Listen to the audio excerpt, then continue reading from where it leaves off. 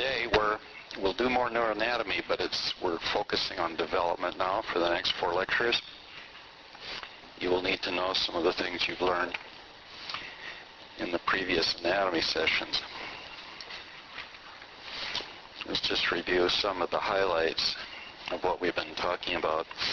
You should now know the basic subdivisions of the central nervous system, definitions of some of the cell types.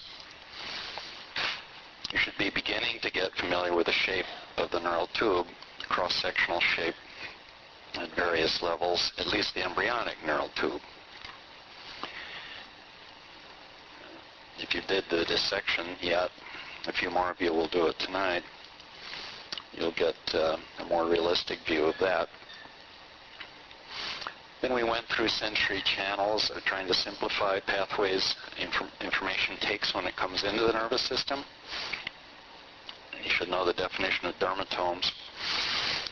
You should also have an idea what diasthesis means, because it's very important in talking about lesion effects. And it's a neglected topic in neuroscience, and that's why I like to emphasize it, because of its importance. Functional depression of neurons after deafferentation, that is, loss of inputs. Then we talked about a little bit about the evolution of neocortex, how it arose, and some of the major ascending and descending pathways to and from it. You were asked about that in today's quiz. And we did spinal cord structure, noted the differences between different levels. We defined propriospinal system, which was a quiz question that I took off. The components of the autonomic nervous system, hindbrain organization. You should know what I mean by distortions of the basic plan of the hindbrain. What's the major distortion in mammals? Cerebellum, and the cerebellum, which appears in the roof plate, and then what appears in the migrates from the alar plate, but actually ends up at the bottom. The pons. It's enormous in humans. Okay? And we've talked about some of the cranial nerves. We've mentioned a number of them. The one we put the most emphasis on in the lectures was the 5th, or trigeminal nerve. You should review that a little bit so you know how to relate that to what we said about the spinal cord. When we went into the midbrain, I talked about the midbrain tectum, superior and inferior colliculi. You saw that in your dissections if you came. Often anatomists talk about the tegmentum below the tectum. Actually, both words have similar meanings. Tectum means the roof, and tegmentum means the covering. So I guess it's the covering of everything below the tectum. But it actually refers to that, all of that reticular formation and even the red nucleus down below. Okay, then the tween brain, the diencephalon.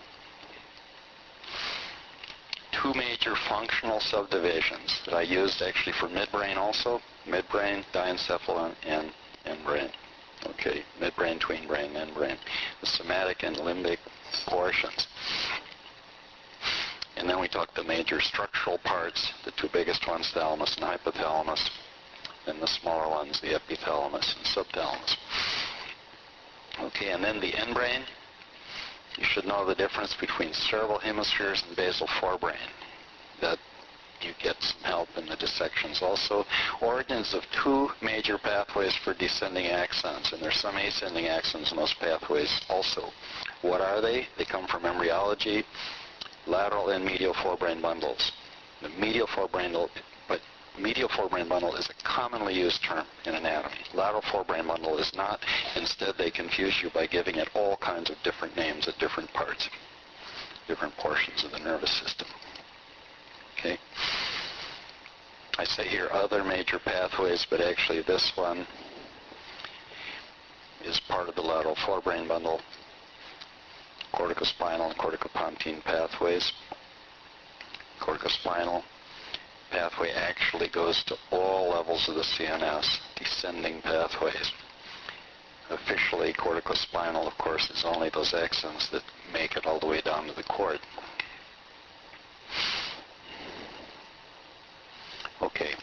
I'm going to divide development up into these stages. The text does it slightly differently, but we'll review that briefly. We've mentioned neurulation already, formation of the neural tube, but we've not talked much about the proliferation and the migration of cells. I've mentioned migration, but we'll talk about it in more detail now. And then we'll talk about growth of the processes, so the cells grow from their little neuroblast stage to where they look like mature neurons. I should mention here that with differentiation, we're going to talk mainly about structural differentiation, but in fact at the molecular level, cells become determined to be a certain cell type earlier than they actually look different. Okay, and we will mention that. It's called determination of the cell. Okay, this is the way the textbook, and I present it just because I want you to realize there's different ways to divide up a time sequence. You know, they start there with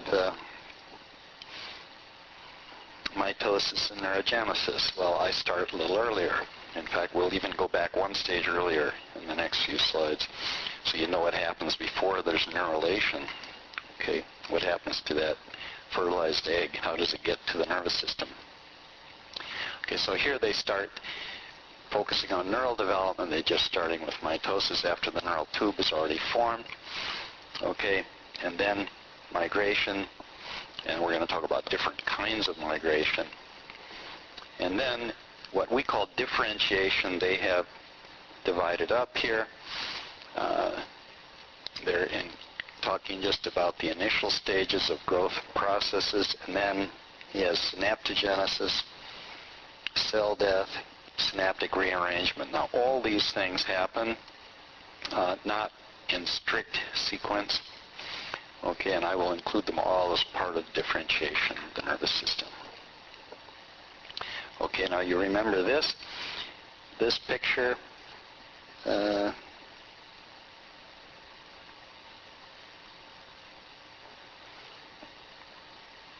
Because it's fun to look at, we'll look at it again.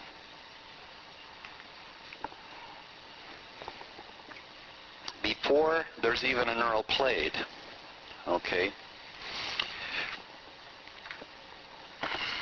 we talk about the gastrula, and we're going to look at gastrulation. But after the gastrula is formed, okay, by an invagination of the blastula, the gastrula forms, and then the neural plate appears.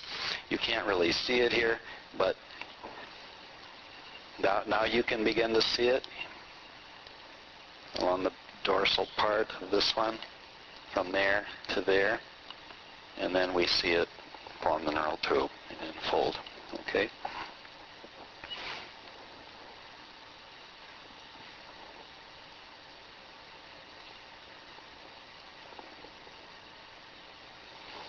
Okay, so now we're going to go back to the stage before, the stages before neurulation, just so you know what's going on. Now, these are sort of diagrammatic, but they're showing you how cells have already become determined much earlier. So what happens? You get one cell first, it becomes fertilized, and it starts dividing. So it's 2, 4, 8, and so forth. You know, that's the morula. It's a raspberry. Okay? It's a clump of cells. Okay, but then the blastula forms. It develops a hollow center, fluid-filled center. Okay? That eventually becomes will be incorporated as fluid of the ventricles of the CNS, as well as other things. Okay, but so now we have here the hollow ball, and it has become determined that different parts of that surface will become different things. Okay, this part here will become nervous system. It's starting to invaginate right there. And here is the invagination, and what happens is the cells flow into the interior, okay, and you get then the formation of the germ layers with gastrulation. Okay, so you get the surface ectoderm layer, the mesodermal layer where you get the notochord forming, and then the endoderm in the inside. And then we've already looked at what happens to the gastrula when the nervous system starts to form with neurulation.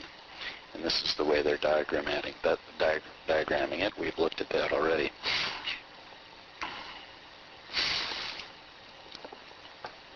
So how does that happen? It's been known a long time that the notochord region, and even earlier, the part of that gastrula that will form the notochord, if you manipulate it in the developing embryo, you will alter the development of the nervous system. You can even get two nervous systems to form. If you take part of it and put it at the other end, you'll get two nervous systems. And the reason is the nervous system is induced by the notochord region. And Tom Jessel and co-workers at Columbia discovered some of the inducing molecules involved, and then others were discovered too to play a role in later determination of the cells of the neural tube. Okay? So these are the terms you should already know. Formation of the neural plate, the thickening of the ectoderm above the notochord, and then we talk about the neural groove before the invagination is complete, and it forms the tube. And then you should also know the term neural crest. Okay? So what we want to talk about now is, let me get my pen back here.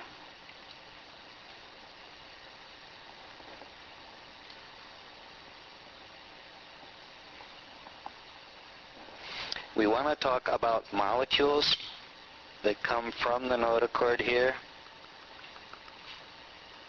that are influencing the overlying structure, okay? And that continues to happen at this later stage. And finally, after the neural tube is formed, so that we call that induction. It's an influence of these molecules. The molecule is called sonic hedgehogs, the most important one. At the later stages, that starts to be secreted also, not only by the notochord here, but by the floor plate. This is going to become the floor plate, these cells here. They're the ones closest to the notochord. So concentration of those molecules seems to make a difference. Okay, this is the name of the protein that was discovered to play a key role in that process. Since that time, it's been discovered to play other roles in development as well. It often happens. And it was discovered that it has later effects. It not only induces the formation of the nervous system, so neurulation results, but it also affects the later differentiation of the basal plate cells. And then they discovered other factors, and these are a couple of them. The most important ones, BMP4 and 7, bone morphogenetic protein, because they were discovered to play a role in bone development, but they play a role in the nervous system too. And they're ectodermal factors. So if we look at this again, first of all, look up here. Which part is going to form the alar plate and which part's going to form the basal plate? Well, it's pretty clear if you look here. Here's the division somewhere in here between ectoderm out here and CNS. Okay? If this is going to become the alar plate here, the part that's not neural crest, we'll color it green here. That's how it develops. Okay, so it started out right out here is the part of that neural plate that's nearest the ectoderm.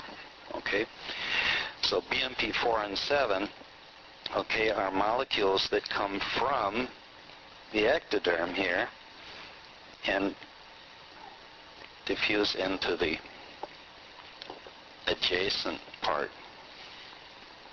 of the neural tube. The adjacent part was the alar plate region. Okay?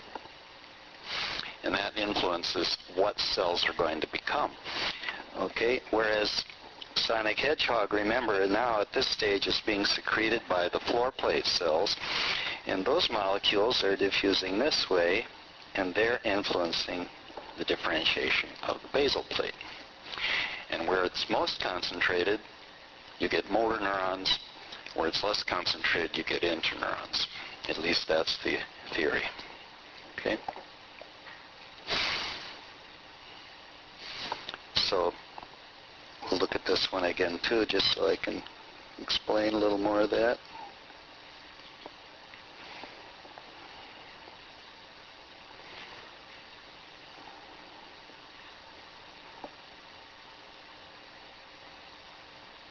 There it is. Whoop.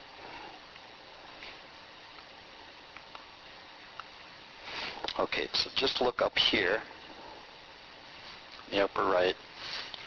So here you see, while this is all going on, these inducing molecules are exerting their influence. The BMP4 and 7 are flowing into this, and sonic hedgehog is influencing this. By now, the neural tube is closing, and the floor plate is starting to secrete. Well, so that's all happening before the neural tube is closed. You see here it's not closed yet at the caudal end and at the rostral end. All these kinds of things are happening at all these levels, but they happen at slightly different times. The earliest part of the nervous system to develop is this region, which corresponds to the cervical spinal cord. Okay? That's the earliest part of the nervous system to develop. And then it develops successively more caudally and more rostrally. Okay? The last part of the neural tube to close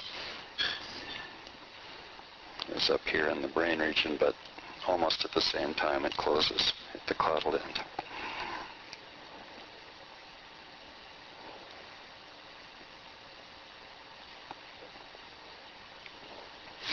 Okay. So now we're going to talk about proliferation. We've got the nervous system, the basic form of the nervous system now, of all the chordates. We've got a neural tube. It's one cell thick. But it's a tube, and it is now separate from all the periphery. Okay?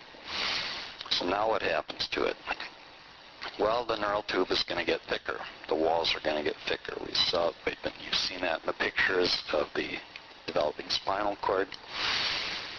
The mitoses always happen, in the spinal cord at least, adjacent to the ventricle. That's not true for all parts of the CNS, but actually in all parts there are always mitoses adjacent to the ventricle. It's just that there's other more specialized regions where it also takes place, and we'll talk about some of those. Okay?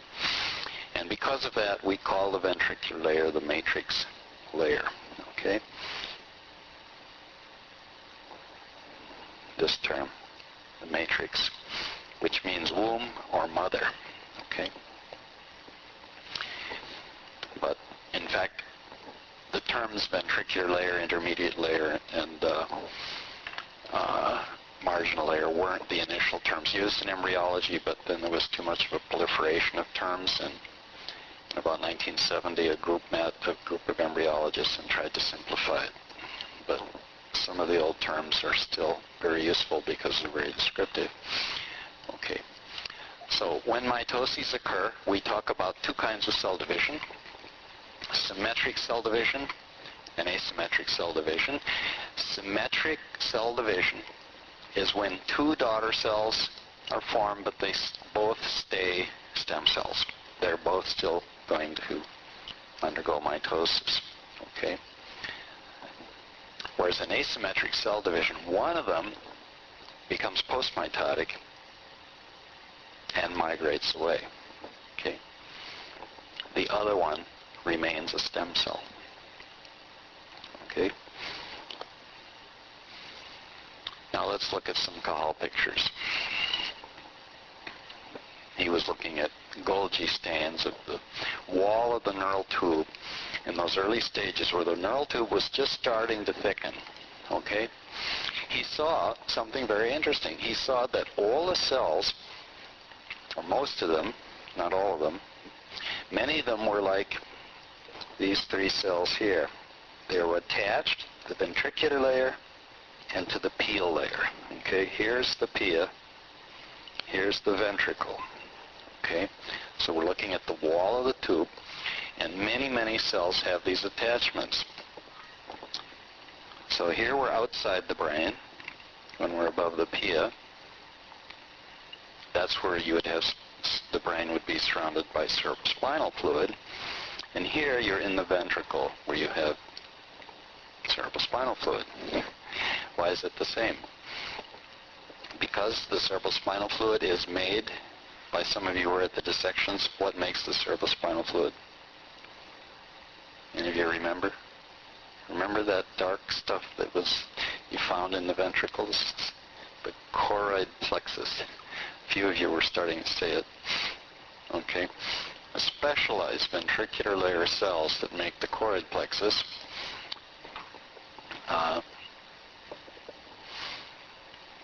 And that also gets out through special openings at the level of the cerebellum, in the roof plate in the cerebellar region, and it surrounds the brain.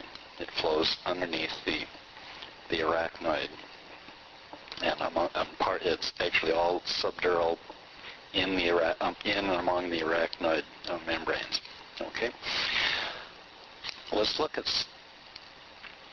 this neural tube. Is one cell thick, but the cell bodies can be located at various places. Okay, we will have some cells that are attached here, and the cell body will be out here.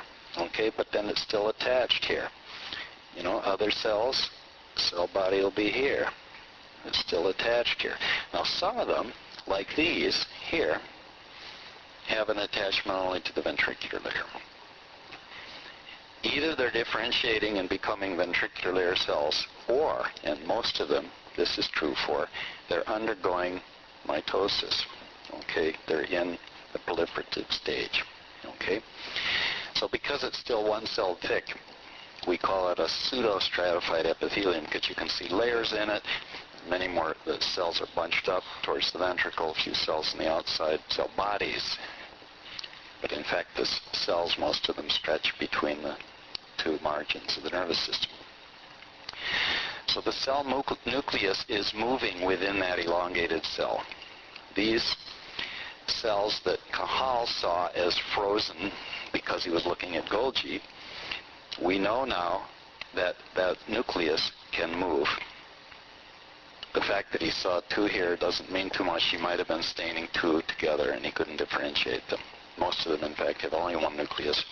But that nucleus can move. Okay? And it moves during the steps of cell division. Okay? During mitoses. But then it moves more further away from the ventricle when you get migration. But it's still moving within that process, that elongated process. And that's what we call migration.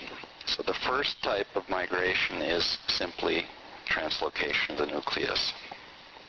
And that seems to be the major type in the spinal cord. But we know in other parts of the nervous system, migration can lose the attachments to the ventricular layer and the pial layer and be guided along processes that haven't lost them. So in other words, if we go back to the Cajal picture, when you get to the up in the cortex, this cell here might be a glial cell, but then there's little neurons moving along it. There might be many of them moving along the same one. Okay? In every one, you see the nucleus. Sorry, I hit the button there and erased it. And these cells are moving this way. Okay? That's glial guidance. It doesn't happen much in the spinal cords. Okay? But in every case, the nucleus is still moving through a process. But in the case of the migrating cells in the cortex, the process is extending up towards the surface, and it's withdrawing its process behind, and then the nucleus is moving. So the actual mechanics of movement are pretty similar. Okay? In some cases, there's other kinds of migration, like in the formation of the cerebellum. Cells can move laterally also. They generally move along some guiding substrate. usually glial cells, form that substrate. Okay. So here, now let's just look at a few of these stages in Cahal's picture. He calls it the neuroepithelium.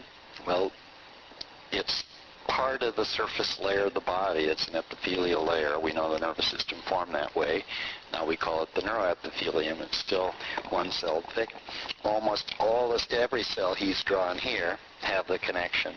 But you see here, for example, the cell body is way out. Here the cell body is next to the ventricle.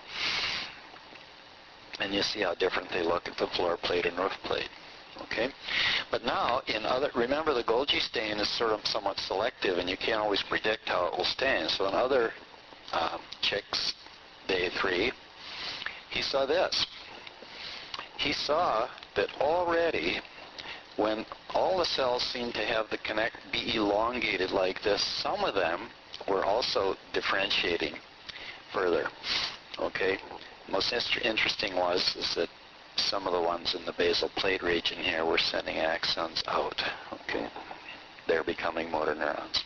Okay, so differentiation can start when the cell still has those primitive connections to the pia and to the ventricular surface.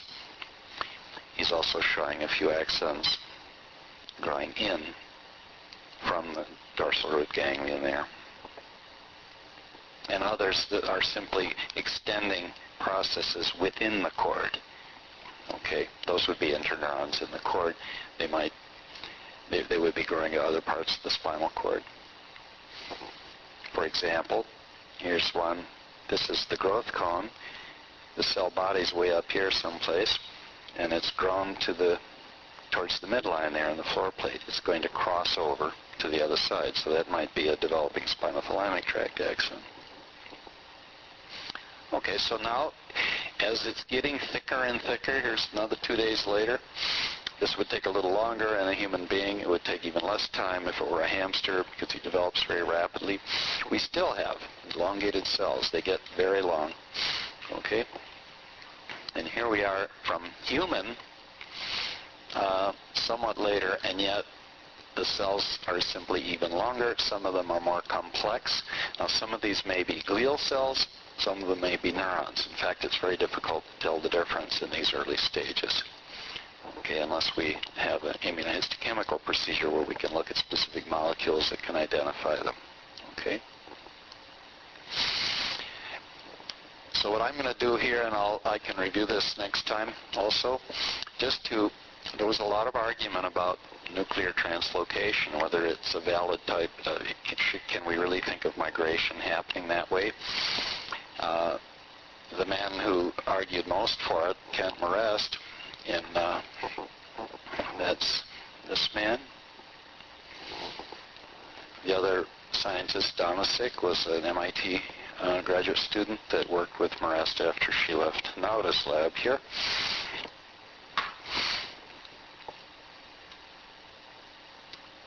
They argued that it happened not only in the spinal cord but in the brain as well. In fact, Marest originally argued it happened everywhere, that other people had the wrong idea. Now we know there's multiple types of migration, okay? But to prove that it happened in the brain as well as in the spinal cord, they were able to give a very nice demonstration in one type of midbrain cell that I'll describe. It's important because it argues about the basic mechanisms of development and shows the variety. So here, at the left here, I'm showing his drawing. I guess I have to keep my... Okay. This is the cell body of a cell that is, it originally, just before this stage, looked like this. It has attachments at the ventricle and at the pia, and its cell body was down here. It's recently undergone mitosis, okay, and it's re-extended its process after mitosis all the way out to the pia. And then just after that, look what's happening. starting to grow an axon. This is actually meant to be a growth cone here. And it grows in a characteristic way, and that caught the attention of Domesic and Moretz because they knew about a cell type in the adult tectum that always had an axon that had this crook in it at the beginning. So it was called a shepherd's crook cell because of that. So actually, stage 4 here is where their study started. They started with the mature cells with that peculiar axon, and then they went back to earlier and earlier stages to see if they could see the same cell. And they could identify the cell by the shape of the axon because it's the only cell type that has that in the tectal layers, superficial layers of the midbrain tectum. Okay, so if they went back a little bit, they found the axon and they found the cell body, but they saw that it was still connected also to the pia up here, but it had lost the connection to the ventricle. Okay, this is now being withdrawn, that process. Okay, and they verified that by going a little earlier. And there they found the shepherd's crook axon. They saw the connection to the pia. But now the cell body wasn't up there by the axon. The cell body was way down here, and the connection to the ventricular surface was still there. So they knew then, putting this together, that this cell must be migrating like that. And in fact, if they went to the earlier stages, they saw it clear down here. Okay. See, they're going back in time. That was the way they reconstructed the developmental sequence because they couldn't see this in tissue culture. There's only very recently have investigators been able to see migration happening in culture. Culture methods weren't developed enough for that earlier. Okay, so initially this was all worked out from static pictures, but looking at closely spaced time series. And in this case, they went backwards in time in order to reconstruct the path of that cell. So now we know nuclear translocation happens in the spinal cord, it happens in the midbrain tectum, okay? And it does happen elsewhere too, but then other mechanisms were discovered, and that's where we're going to start next time.